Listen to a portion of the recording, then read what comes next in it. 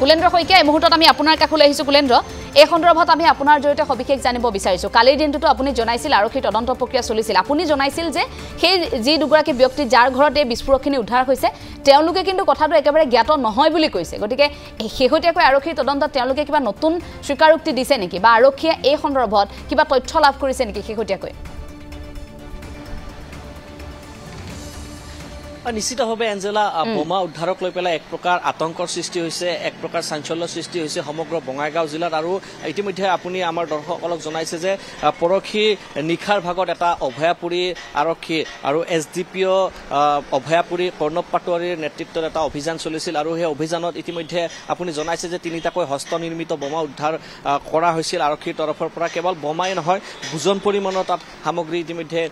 উদ্ধাৰ কৰা হৈছিল এক প্ৰকাৰ এক্সক্লুচিভ যিসমূহ সামগ্ৰী আছে এই সামগ্ৰীসমূহ বঙাইগাঁও আৰক্ষীৰ তৰফৰ পৰা উদ্ধাৰ কৰা হৈছিল আৰু আহেৰ আলী আৰু ইতিমধ্যে আপুনি নাম কৈছে দুগৰাকী ব্যক্তি এগৰাকী ব্যক্তিৰ নাম হৈছে আহেৰ আলী আৰু এগৰাকী ব্যক্তিৰ নাম হৈছে হজৰত আলী এই দুইগৰাকী ব্যক্তিৰ বাসগৃহতে এই সামগ্ৰীখিনি উদ্ধাৰ কৰা হৈছিল এয়া পৰখীৰ ঘটনা আৰু তাৰ পিছত আৰক্ষীৰ যি ক্ষিপ্ৰতাৰে আৰক্ষী যি ধৰণে তদন্ত আগবঢ়াব লাগে সেই গতিত ইতিমধ্যে আৰক্ষীয়ে তদন্ত আৰম্ভ কৰিছে আৰু আটাইতকৈ চাঞ্চল্যকৰ খবৰটো হৈছে যে 1285 টকা বাংলাদেশী নোট উদ্ধাৰ কৰা হৈছে এই যিটো অভিযান আছিল অভিযানত 1285 টকা বাংলাদেশী নোট উদ্ধাৰ কৰিছে আৰক্ষীয়ে বঙাইগাঁও আৰক্ষী আৰু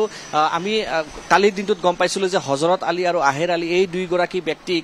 আৰক্ষীয়ে আটক কৰিছিল আৰক্ষীয়ে সোধা পোছাৰ বাবে আটক কৰি পেলাই যথেষ্ট জেৰা কালিৰ দিনটোত চলোৱা হৈছিল আৰু কালিৰ দিনটোত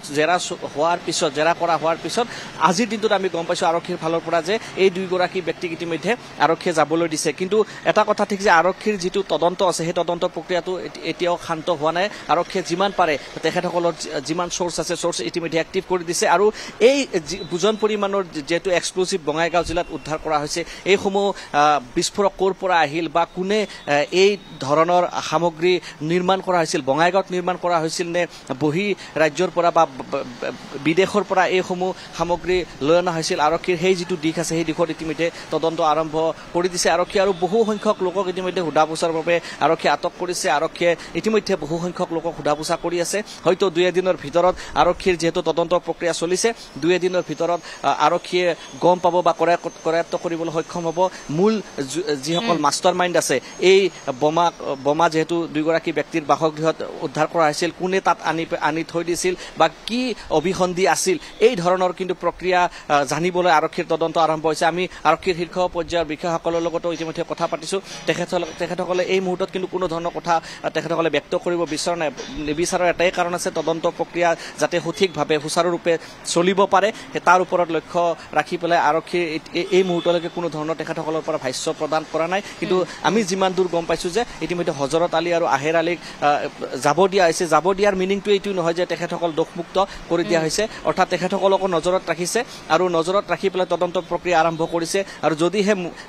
মূল যিসমূহ কালপিত আছে এইসমূহক যেতিয়া ধৰিব আৰক্ষীয়ে সামগ্ৰিকভাৱে গোটেই কথা জলজট পলপট হৈ পৰিব মূলত কথাটো হৈছে যে অভয়াপুৰী আৰক্ষী বা SDPO কৰ্ণৱ পাটোৱাৰীৰ নেতৃত্বত যেহেতু পৰখি নিশাৰ ভাগত এই অভিযান চলিছিল এই অভিযানৰ পিছত বঙাইগাঁৱৰ শীৰ্ষ আৰক্ষী মহল ইতিমধ্যে তেখেতসকল যথেষ্ট সক্ৰিয় হোৱা নিশ্চয়কৈ আমি দেখিছোঁ সক্ৰিয়তা অৱলম্বন কৰিছে কুলেন্দ্ৰ শইকীয়া আমি এই মুহূৰ্তত আপোনাক ধন্যবাদ জনাইছোঁ সবিশেষ তথ্যখিনি আপুনি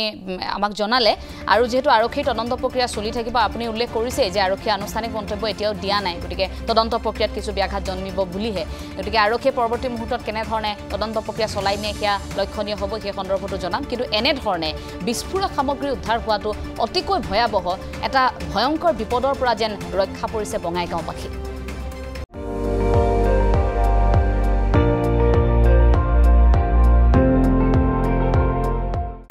আপুনি চাই আছে ND24 সৰ্বশ্ৰেষ্ঠ নহয় সৰ্বোত্তমৰ দৌৰ